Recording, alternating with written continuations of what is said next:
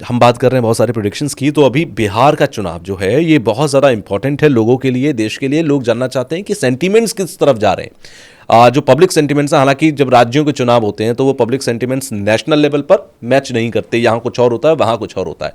फिर भी बिहार को लेकर आपकी स्टडी क्या कहती है? तुषार, अब सेंटिमेंट कहीं पे भी चले जाएं, मैं एज ए मंडेन एस्ट्रोलॉजर यही कहूँगा, जो मेरा कैलकुलेशन मेरी कहती है, जो मेरे पास एस्ट्रो डाटा बैंक से जो मेरे पास कुछ कुंडलियाँ आई हैं जी। अब कई बार कुंडलियाँ गलत भी होती हैं, लेकिन जो बेस है उसके ऊपर अगर मैं प्रेडिक्शन देना चाहूँ, अगर ये इलेक्शन बिहार के अगर सितंबर अक्टूबर 2025 में हो जाते तो तेजस्वी चीफ मिनिस्टर बन जाते थे। अच्छा। वेरी डेडलीस्ट चार्ट, एंड उन्हें कोई गुरु नहीं मिला आज तक, कोई अच्छा ऐसा गुरु जो कहीं आश्लेषा नक्षत्र को कनेक्ट करता हो 8th हाउस में मरकरी के साथ। जिस दिन उन्हें कोई ऐसा गुरु मिलेगा, या कोई आर्द्रा नक्षत्र कहीं लगन में सूर्य किसी का बैठा हो, ऐसा कोई गुरु मिल जाएगा। और अगर कहीं तेजस्वी को ऐसा गुरु मिल गया तो आने वाले 30 वर्षों तक उन्हें एज ए सीएम को हिला नहीं पाएगा बिहार की राजनीति से। ओके। डिपेंड करता है, कई बार राजनीतिज्ञ बड़े स्ट्रांग होते हैं, इंटेलिजेंट होते हैं, because he is a very good communicator, but मुझे नहीं पता उन्हें कि ऐसा कोई गुरु में अभी मिला है नहीं मिला है। लेकिन जो अभी की स्थिति चली हुई है नवंबर की, जैसे अभी नवंबर में रिजल्ट आउट होने हैं, उस हिसाब से अगर हम पूरा टोटलिटी में देखें, प्रशांत किशोर जी भी उतर आए हैं आज। बिल्कुल। कांग्रेस का तो मैं ये कहना चाहूँगा कि थोड़ी सी ट्रबल है उनके लिए। राहुल गांधी जी की कुंडली में सर्वाष्टक में स्कोर टूटा हुआ है। ऐसा नहीं कि उनका स्कोर हमेशा ही खराब रहा है, कई बार वो अच्छे भी परफॉर्मेंस देते रहे हैं राज्यों में। इस समय नीतीश जी का फिर से दिखाई दे रहा है कि वो फिर से वापस आते हुए दिखाई दे रहे हैं, लेकिन लंबा नहीं चलेगा। बीच में चीफ मिनिस्टर चेंज होगा और बीजेपी का चीफ मिनिस्टर आएगा 2026 में, फिर से ऐसे योग दिखाई दे रहे हैं। ओके। जी हाँ, तो यही। अच्छा, आपने बीच में कहा था कि सितंबर अक्टूबर में चुनाव हो जाते तो तेजस्वी क्लियर कट वहां पर आपको सीएम दिखाई दे रहे थे। तेजस्वी यादव एक बार मुख्यमंत्री रह चुके हैं, लेकिन अब क्या भविष्य में आपको दिखाई देता है कि जो भविष्य है बिहार का, क्योंकि बीते 20 सालों में अगर मैं देखूं तो लालू, राबड़ी, नीतीश कुमार, यही एक क्रम चलता रहता था। अब भविष्य की ओर अगर मैं 20 साल देखूं, 25 साल देखूं, तो आपको भविष्य का नेता कौन नजर आता है? सो तुषार, अगर हम भविष्य की बात देखें तो चिराग पासवान एंड तेजस्वी यादव, इन दोनों के बीच में आने वाले समय में कांटे की टक्कर होने वाली है। कभी तेजस्वी यादव सीएम रहेंगे आने वाले समय में, कभी चिराग पासवान रहेंगे, जिसमें अगर योगों की बात करें तो चिराग पासवान के सितारे ज़्यादा बुलंद हैं। अब ये भी डिपेंड करता है कि इनके गुरु कौन हैं, क्या शिक्षा दी जाती है। देखिए, राजनीति में एक अलग तरह की शिक्षा होती है कि आपको खुद भी ट्रांसफॉर्म होना है, एंड आपके पास नेतृत्व करने की क्षमता वैसी होनी चाहिए कि पब्लिक आपको लाइक करे जी। एंड उसके लिए आपके सूर्य का गुरु के साथ कनेक्शन होना, राहु का स्ट्रेंथन होना आजकल के ज़माने में बहुत इम्पॉर्टेंट है, क्योंकि राहु आपका इल्यूजन भी है, शैडो है, छाया है, और जब तक राहु का प्रभाव आप पब्लिक में नहीं दे पाएंगे आपको वोट नहीं मिलेगा। लेकिन वो तो है टेम्परेरी, माया जाल। लेकिन सबसे बेहतरीन तरीका होता है गुरु एंड सूर्य को स्ट्रेंथन करना। अब जो भी इसमें विजय प्राप्ति करेगा, सत्ता उसी के हाथ में होगी। बट ये दो नेता ऐसे हैं जो आने वाले समय में बिहार की राजनीति को प्रभावित करेंगे। यानी कि लालू नीतीश जो दिखाई देती थी जोड़ी हमेशा से, वो अब भविष्य की अगर मैं जोड़ी देखूं तो वो चिराग पासवान और तेजस्वी यादव की जोड़ी रहा करेगी, जहां पर कांटे की टक्कर आप देखने को मिलेगी। एक और मेरा सवाल है, आपने अभी प्रशांत किशोर का नाम लिया था। प्रशांत किशोर किंग मेकर की भूमिका में आज से नहीं, 2014 से तो खासकर लाइमलाइट में रहे। पहले मोदी जी के साथ थे, उसके बाद वो अलग अलग पार्टियों में गए, जेडीयू में गए, उसके बाद अभी खुद भी वो एक किंग बनने की कोशिश लगातार कर रहे हैं। तो आपको उनके चार्ट के हिसाब से क्या लगता है, ये हमेशा एक किंग मेकर की भूमिका में ही रहेंगे या कभी किंग की भूमिका में भी ये दिखाई देंगे? 2 अक्टूबर 2024 को इन्होंने अपनी पार्टी का डिक्लेरेशन किया था, आई थिंक शाम को 4:45 के आसपास। तो मैंने कुंडली भी बनाई थी, हमारे चैनल में मैंने कुछ विश्लेषण भी दिए थे, लाइव वीडियो दिया था उसमें मैंने। तो जो योग बने हैं इनके किंग मेकर बनने के ही योग बने हैं आने वाले समय में। अभी भी जो इलेक्शन चल रहे हैं बिहार में, कहीं ना कहीं अभी इस बार फिर से ये किंग मेकर की भूमिका में आएंगे। तो रही बात किंग बनने की, जनता सपोर्ट नहीं करेगी, कुछ नई चीज़ें निकल कर आ जाएंगी। अब जो उनका चार्ट है वो भी हमारे पास आया है अभी नया, लेकिन ये नहीं पता कि वो चार्ट सही है या नहीं है। आप देखिए, जब तक हमारे पास सही चार्ट नहीं आएगा तब तक हम ये बता नहीं सकते कि क्या वो किंग बनेंगे या किंग मेकर की भूमिका में रहेंगे। लेकिन अगर हम कंपैरेटिवली दो चार्ट अगर देखते हैं, तेजस्वी यादव एंड चिराग पासवान, इनके सितारे ज़्यादा मजबूत हैं। अच्छा, एक आखिरी सवाल मेरा भी, आपने शुरुआत में एक बात कही थी कि अगर तेजस्वी यादव को ऐसा गुरु मिल जाए, आपने कुछ कहा था कि कोई नक्षत्र ऐसा आश्लेषा नक्षत्र का मिल जाए तो ये बात होगी। हमने शादी के लिए कुंडली मिलाते हुए तो देखा है, गुरु ढूंढने के लिए भी कुंडली मिलाना चाहिए, ये थोड़ा पहली बार सुना मैंने। तुषार, बहुत सारे पॉलिटिशियंस हैं मुझसे सर्विसेज लेते हैं, मैं नाम नहीं बता सकता किसी का, बिकॉज ज्योतिष में कुछ नियम है एग्जैक्टली कि आपके पास कोई आता है, कई बिजनेस टाइकून्स हैं जिनको मैं कंसल्टेशन देता हूँ, आप किसी के साथ मेरा फोटोग्राफ नहीं देखेंगे पब्लिकली, बिकॉज हर एक इंसान की अपनी प्राइवेसी है। हमारी फील्ड में क्या होता है कि एस्ट्रोलॉजर्स की लॉबी में और कोई थोड़ा सा कोई सेलिब्रिटी हमारे पास आ गया तो सबसे पहले हम काम बाद में करते हैं, फोटोग्राफ ले लेते हैं ताकि हमारी मार्केटिंग हो सके। तो एक मेरा मैसेज भी है उन ज्योतिषियों के लिए जो यंग हैं, उनके लिए एक मैसेज है कि पहले आपको देना पड़ेगा, आप देंगे और आप में वो थोड़ा सा एक एटीट्यूड होना चाहिए, you should respect your knowledge. आप देते चले जाएंगे, लोग खुद आएंगे आपके पास एक समय में फ़ोटो खिंचवाने के लिए, और वो तब होता है जब आपका नाम बहुत बड़ा हो जाता है। बिल्कुल। उसी संदर्भ में मैं कहना चाहता हूँ, मुझे आज भी याद है, हम एग्जाम्पल लेंगे राज ठाकरे का जी, महाराष्ट्र सभी जानते हैं, उनकी कुंडली का विश्लेषण किया था मैंने 2020 में। ओके। आज भी जब मैं बड़े नेताओं की बात करता हूँ जो बहुत ही पावरफुल, जिनके डेडलीस्ट कॉम्बिनेशन है, तो राज ठाकरे जी की कुंडली, second house, the house of communication, excellent chart. But you know, I as a astrologer मैं कई बार इमोशनल हो जाता हूँ कि my god what a chart it is. अगर कोई अच्छा एस्ट्रोलॉजर उनके चार्ट पे काम कर सके, और उनको टिप दिया था मैंने 2020 में, कुछ विश्लेषण किए थे, ये हमारे एस्ट्रो कपूर चैनल में उनका वीडियो पड़ा हुआ है जो मैंने विश्लेषण किए थे। okay. उन दिनों में मैं नया यूट्यूब में आया था, मैं भी, हो सकता है भाषा मेरी उतनी सोफिस्टिकेटेड नहीं थी या तरीके उतने अच्छे नहीं थे बात करने के, क्योंकि होता ना, जब शुरू में आते हो तो यू नॉट अवेयर कि बात कैसे करनी है। बिल्कुल। तब मैंने, लेकिन वो कॉम्बिनेशन मेरे सही हैं, उस समय उन्होंने टिप दिए थे मैंने कि पार्टी का नाम बदल दें, कुछ और कॉम्बिनेशन टिप्स दिए थे, अगर ये कर लेंगे तो महाराष्ट्र की राजनीति से इन्हें हिलाना बहुत मुश्किल हो जाएगा। तो अब यही तो चीज़ें हैं तुषार, अगर कोई इन्हें फॉलो करेगा तो डेफिनेटली वो किंग मेकर नहीं, किंग बन के रह जाएगा। एग्जैक्टली।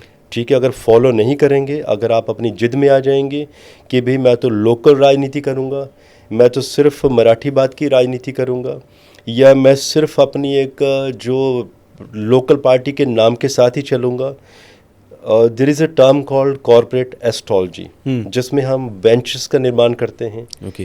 एंड यही कॉर्पोरेट एस्ट्रोलॉजी पॉलिटिकल एस्ट्रोलॉजी का भी नाम है, के साथ चलती है कि कोई पार्टी बननी है तो किस समय बनाई जाए, आगे कैसे बढ़ाया जाए। ऐसी वो कोई सर्विसेज ले लेते किसी अच्छे एस्ट्रोलॉजर से, आज वो सीएम होते थे महाराष्ट्र के। अब टिप्स तो होते हैं ज्योतिषियों के पास, फॉलो तो आप ही को करने हैं। अखिलेश यादव जी की बात ले लेते हैं, चलिए और एक एग्जांपल ले लेते हैं। अभी जब मैं उनके प्लैनेट्स की बात करूं, कन्या लगन के व्यक्ति हैं, एंड यू नो, ऐसे व्यक्तियों के साथ बैठना, बहुत कुछ सीखते हैं आप उनके साथ बैठ के और मिल के। बिल्कुल। कभी मे भी जो व्यूअर्स हैं जो सोशल मीडिया में, देखिए कई लोग तो ऐसे उन्होंने एक माइंडसेट बना लिया है, राहुल गांधी के बारे में भी अनाप शनाप बोलते हैं, बट मैं लोगों को कहता हूँ घर में बैठ के ना किसी के बारे में बोलिए मत, या तो राहुल गांधी के मुकाबले का ना कद बना के दिखाइए पहले आप, बहुत आसान है बोलना। डायनेस्टी में जो उन्हें मिला है आपको नहीं मिला है, सिर्फ आप बातें बना सकते हैं, और मर्यादा किसी को छोड़नी नहीं चाहिए। ज्योतिषी लोग भी ऐसे गलत बातें कहते हैं, सही बात है, नहीं बोलनी चाहिए। Akhilesh Yadav extremely intelligent person, जब वो सीएम बने थे उत्तर प्रदेश के, अगर वो अपनी एजुकेशन के तरीके से चलते थे, अपने सिस्टम से चलते थे, एक नया जो रिफॉर्म ला रहे थे राजनीति का, अगर वो अपनी परिवारवाद की नीति से नहीं चलते थे, अपने जो डायनेस्टी में जो लोग चल रहे थे, चाचा, दादा, फादर, उनकी सुन लेते थे लेकिन अपने मन की करते थे, बहुत मुश्किल हो जाता था उन्हें उत्तर प्रदेश से हिलाना। तुषार, तो थोड़ी सी गलतियाँ हुई हैं। और रही बात अखिलेश यादव के बारे में बोलना, देखिए एज ए एस्ट्रोलॉजर मेरा गणित सही है, बट अगर ऐसे मैं नॉर्मल सिविलियन की बात करूं तो अखिलेश यादव का मेरे जैसे लोगों से कद बहुत बड़ा है। बिल्कुल। अखिलेश यादव के साथ आज बैठना, डिबेट करना, कम्युनिकेशन करना, इट्स वेरी डिफिकल्ट। बड़े बड़े नेता आज की डेट में जो है वो भी नहीं कर पाए। नहीं, मैं तो कुछ भी नहीं हूँ। मुझे मालूम है कि अगर मेरा कोई डिबेट हो, मैं तो मुझे 2 मिनट में फेल कर देंगे, मैं बोल ही नहीं पाऊंगा उनके सामने। लेकिन मैं उन बड़े बड़े नेताओं की बात करना चाहूँगा जो डिबेट में मास्टर मानते हैं अपने आप को। नहीं कोई डिबेट कर सकता आज अखिलेश यादव के सामने, ही सो skilled. Similarly Raj Thackeray, debate नहीं कर सकता कोई इनके साथ। मुझे आज भी याद है, मैंने एक अर्णव गोस्वामी का एक इंटरव्यू देखा था, छोटा सा 6-7 मिनट का वो क्लिप था, यूट्यूब पर है, बहुत लोगों ने देखा। Yes, Arnab Goswami was trying to make him react, Raj Thackeray एकदम कूल, एंड सेकंड हाउस में जो मंगल के नक्षत्रों का प्रभाव, आवाज़ में वो सुदृढ़ता, पराक्रम, एंड पराक्रम की एक पराकाष्ठा, एंड एक इंटेलिजेंस एंड स्टबनेस आवाज़ में, ना तो क्रोध दिख भी रहा है नहीं भी दिख रहा है। एंड जो लोग कम्युनिकेशन के लेक्चर्स देते हैं, आई शुड से कि उन लोगों को वो 6 मिनट का क्लिप देखना चाहिए, क्योंकि उससे सीखने को बहुत कुछ मिलेगा। क्योंकि कई बार आप ऐसी चीज़ें कर जाते हैं 6 मिनट के वीडियो में, वो ना सीखने के लिए बहुत कुछ होता है, लेकिन वो समझना नहीं चाहते लोग। वो अपना एक प्रोग्राम बना लेते हैं कि नहीं, अर्णव गोस्वामी को राज ठाकरे ने हरा दिया है। कम से कम सीखो तो सही उस 6 मिनट के कम्युनिकेशन में कि वो क्या था। बिल्कुल। अब जो एस्ट्रोलॉजर्स हैं उनके लिए भी मेरा मैसेज है, जो यंग बच्चे हैं, स्टूडेंट्स हैं, कि वो 6 मिनट का वीडियो जब सुनेंगे ना, तो वो सारे ग्रहों को उनके साथ कनेक्ट करेंगे, हर ग्रह की गतिविधियों को उस 6 मिनट के क्लिप के साथ जोड़ेंगे कि भाई कौन सा ग्रह कैसे रिफ्लेक्ट हो रहा है। यस, उस कम्युनिकेशन से कैसे रिफ्लेक्ट हो रहा है। तो एक मैसेज भी है लोगों के लिए कि हमारे देश में ना बहुत अच्छे अच्छे नेता हैं, उनसे सीखने को बहुत कुछ है। ये वो लोग हैं जिनको आप ना हरा नहीं सकते आप बातों में। तो ये बहुत ज़रूरी है कि जो नई जनरेशन की आपने बात की, नए एस्ट्रोलॉजर्स, क्योंकि इन्हीं के कंधों पर टिकी है भविष्य में ज्योतिष को कैसे देखा जाएगा। जैसे अभी मैं एक जिक्र कर लेता हूँ, बात चली है तो अभी गोविंदा जी की पत्नी है सुनीता आहूजा, उन्होंने एक पॉडकास्ट के अंदर कहा कि ये जितने लोग पूजा कराते हैं, जितने ये एस्ट्रोलॉजर्स को भी वो उसमें शामिल कर रही हैं कि ये 2-2 लाख, 1-1 लाख, 1.5 लाख रुपए लेते हैं, पूजा कराते हैं, उपाय बताते हैं। मैं नहीं मानती, क्योंकि अगर ऐसा ही होता तो खुद राजा नहीं बन जाते। ये हमें राजा बनाने के उपाय बताते हैं, मैं नहीं मानती हूँ, और कुछ और उन्होंने अभद्र शब्दों का इस्तेमाल किया। ये जो इमेज है, मैं कहता हूँ कि उनका मानना या उनका सोचना पूरी तरह गलत नहीं है, क्योंकि कुछ लोगों ने बदनाम किया भी है इस सेक्टर को अंदर, एस्ट्रोलॉजी को, एस्ट्रोलॉजर्स को, इस जमात को गंदा भी किया है। लेकिन आपको लगता है कि नई जो पौध आ रही है, जिनके कंधों पर एस्ट्रोलॉजी, स्पिरिचुअलिटी की एक जो जिम्मेदारी है, क्रेडिबिलिटी की जिम्मेदारी है, वो सही डायरेक्शन में है? तो सुनीता आहूजा जी ने जो ज्योतिषियों के बारे में बात कही है, पूरी लॉबी के बारे में, सुनीता आहूजा गलत नहीं है। बहुत ज़्यादा पेन में है, वो तकलीफ में है। आई एम श्योर वो किसी एस्ट्रोलॉजर के पास या 2-4 पंडितों के पास कभी गई होंगी, अपने लिए प्रेडिक्शन ली होंगी, चीज़ें सही नहीं होंगी। तो होता है ना, जब आप जा रहे हो, आपके साथ कुछ अच्छा हो नहीं रहा है, गलत पे गलत होता जा रहा है, तो आपको उस डिवाइन साइंस के ऊपर से भरोसा उठ गया है। तो मेरी सिंपैथी है उनके साथ कि उनके साथ कुछ तो गलत हुआ है इस डिवाइन साइंस को लेकर। जब गलत होता है तो डेफिनेटली वो आपका ना इंटरेस्ट ख़त्म हो जाता है, आपको लगता है कि ये साइंस है ही नहीं, इट्स फ्रॉड। अब जो आपने बात कही कि आजकल के जो युवा, तुषार, थोड़ा सा युवाओं को आज समझना पड़ेगा।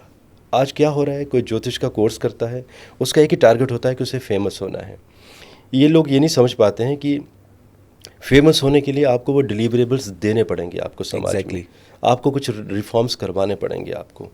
और सबसे पहला टारगेट होता है यंग एस्ट्रोलॉजर्स का कि उन्हें पैसा कमाना है। और आज भी मेरे कुछ स्टूडेंट्स हैं पुराने, वो आज भी कहते हैं कि सर हम पैसा क्यों नहीं बना पाते हैं। तो मेरी सबके लिए गाइडलाइंस होती है कि जब भी आप ज्योतिष सीखो तो एक एक्स्ट्रा साइड बिजनेस हमेशा लेके चलो। आपका फोकस होना चाहिए उस बिजनेस में कि उससे पैसा कैसे बनाएं। ज्योतिष को एक पैशन की तरह लेके चलो, एक स्पिरिचुअलिटी की तरह लेके चलो, और जब पैसा आना होगा तो ज्योतिष से बाय डिफ़ॉल्ट आ जाएगा, डोंट डिमांड। और ऐसा ज़रूर वक्त आएगा कि जब आपके पास समय ही नहीं होगा समाज में बड़े बड़े व्यक्तियों को देने के लिए भी। पैसा तो बाय डिफ़ॉल्ट आना ही है, लेकिन पहले देना तो पड़ेगा ना तुषार। अगर मैं अपनी बात भी करूं, 2020 तक ऑलमोस्ट मैंने फ्री कंसल्टेशन दी है, अनपेड कंसल्टेशन, पता नहीं कितनी ही कुंडलियाँ। एक एक दिन में कुछ मैं क्लब हाउसेस में, कुछ डिवाइन साइंस प्लेसेस में बैठ जाता था, सुबह 7 बजे बैठता था, शाम तक 400-500 कुंडलियाँ देख लेता था। अभी मुझे मालूम है कुछ लोग क्वेश्चन पूछेंगे 500 कुंडलियाँ एक दिन में कैसे देख लेंगे। भाई एक आपके साथ आदमी बैठा है, मैं कुंडली देख रहा हूँ 2-2 मिनट में, फटाफट बताते जा रहा हूँ, भाई ये उपाय बताते जाओ, next next next, no fees, लगातार चीज़ें चलती जा रही हैं। तो दिया बहुत कुछ है मेरे जैसे लोगों ने भी। और आज वो वक्त आ गया है कि आज 1-1.5 साल का वेटिंग पड़ा है लोगों का कंसल्टेशन लेने के लिए, समय ही नहीं है देने के लिए। तो एक मैसेज है युवा के लिए कि भाई पहले पढ़ाई करो, कोशिश करो, अपने केस स्टडीज़ देखो कि जिन लोगों के लिए आपने काम किया है कितने लोगों के काम बने हैं, एंड आपका टारगेट 100% डिलीवरेबल्स में होना चाहिए। ये नहीं कि हम इतनी % एक्यूरेसी देते हैं। जैसे मैं अपना एग्जांपल ही दूंगा, बिकॉज बेंचमार्क तो मैं खुद को करूंगा तुषार। आज भी जो मेरे डिलीवरेबल्स हैं, जो मार्केट में जो लोगों के काम बने हुए हैं, 99.93% लोगों के काम बन रहे हैं। बिल्कुल। अब ये जो 0.07% है, ऊपर से साक्षात गॉड शिवा भी आ जाए ना, वो भी उनका काम नहीं बना सकते। बाकी आप समझ गए होंगे क्यों नहीं बन सकता उनका काम। So thank you once again, आप आए और बहुत सारी प्रोडिक्शंस पर हमने बात की है, अलग अलग सेक्टर्स पे हमने बात की, जिससे कि सभी के लिए पॉडकास्ट जो है वो रेलिवेंट रहे और एक कॉमन मैन इससे एक फ़ायदा उठा सके। सो अगर आप लोगों को भी कुछ पूछना है तो आप नीचे कमेंट बॉक्स में पूछ सकते हैं। बाकी प्रशांत सर डेली अपने चैनल पर लाइव आते ही हैं, तो आप वहाँ पर भी ये लोग आपसे सवाल कर सकते हैं अगर इन्हें कुछ पूछना हो। So once again thank you इस पॉडकास्ट के लिए और बहुत सारे प्रोडिक्शंस के लिए। अगर आखिर में आप कुछ कहना चाहें तो प्लीज़ हमारे व्यूअर्स से बोलिए। व्यूअर्स से ये कहना चाहूँगा कि कई लोग ये पूछते हैं कि 2026 में ये कौन से उपाय किए जाएं, ग्रहों के बारे में कई लोग उपाय पूछते हैं कि ऐसे कौन से उपाय हैं कि आपको ज्योतिषियों के पास जाने की ज़रूरत है। तो एक मैसेज देना चाहता हूँ, बहुत ही दिल से मैसेज, जी, दिमाग से नहीं जी। कुछ ऐसी चीज़ें बताना चाहूँगा, अगर उन चीज़ों को लोग कर लेते हैं तो शायद ज्योतिषियों के पास जाने की ज़रूरत नहीं है। अब हो सकता है आप ये भी कहें कि मैं भी एस्ट्रोलॉजर हूँ, मुझे कंसल्टेशन चाहिए। जी नहीं, मैं ऑलरेडी ये बिजनेसमैन हूँ, मेरे बिजनेस चल रहे हैं, एस्ट्रोलॉजी कंसल्टेशन भी देता हूँ, वो अलग बात है, लेकिन वो कहते हैं ना प्रकृति को कुछ तो देना पड़ेगा आपको। बिल्कुल। देयर आर फ्यू फंडामेंटल्स, अगर आप उन्हें फॉलो करते हैं, किसी एस्ट्रोलॉजर के पास जाने की ज़रूरत नहीं है आपको। आप एक न्यूट्रल रेमेडीज़ खुद ही कर सकते हैं। देखिए तुषार, प्रकृति के नियम हैं, आप आए हैं संसार में, आपको कुछ तो दे के जाना पड़ेगा। प्रकृति से जो लिया है ना, वापस तो देना पड़ेगा। बिल्कुल। कुछ मुझे रील्स भेज रहे थे कुछ दिन पहले कुछ लोग, कि कोई कह रहा है कि इससे धो लीजिए तो ये हो जाएगा, इससे ये कर लीजिए तो ये हो जाएगा। इससे कुछ नहीं होगा। सिंपल रेमेडीज़ हैं 9 ग्रहों की। सूर्य किसी का कमज़ोर है, अगर कोई डिसिप्लिन नहीं है, पिता की सेवा कीजिए, आप अपने फादर की बात मानिए। अगर उनकी बातें पसंद नहीं आती तो भी कम से कम हाथ तो मिला दीजिए, दिल तो मत तोड़िए। और या तो सूर्य की पूजा कीजिए। चंद्रमा के लिए माता समान जो महिलाएं हैं उनका सम्मान कीजिए। अगर आपकी माँ है तब तो बहुत अच्छी बात है, माँ को जवाब मत दीजिए। चंद्रमा की पूजा कीजिए। मंगल के लिए हनुमान जी की पूजा कीजिए जी। बुध के लिए गणेश जी की पूजा कर सकते हैं आप, या तो नीम के पेड़ लगा दीजिए। देवगुरु बृहस्पति और शनि देव जी के लिए पीपल के पेड़ लगा दीजिए। शुक्र के लिए आप गाय को खाना खिला दीजिए। एंड राहु के लिए इल्यूजन जो राहु का है जी, इससे अगर बचना है तो राहु का जो तोड़ है ना, देवगुरु बृहस्पति के पास है। अच्छा। और केतु तो वैसे ही बॉडी को ट्रांसफॉर्म कर देता है। तो राहु केतु के इल्यूजन से बचना है तो तामसिक चीज़ों से बाहर आ जाइए और सात्विक बन जाइए। नॉन वेज, मांस, शराब, अंडा, मीट, इन चीज़ों से टोटल बाहर जो लोग आ जाते हैं, 50% ग्रहों का जो दुष्प्रभाव है वो वहीं ख़त्म हो जाता है। एंड सबसे बड़ी बात, आप ऑक्सीजन ले रहे हैं जी, पेड़ों से ले रहे हैं। बिल्कुल। प्रकृति के लिए जंगलों में जाके कुछ पेड़ लगाना शुरू कर दीजिए।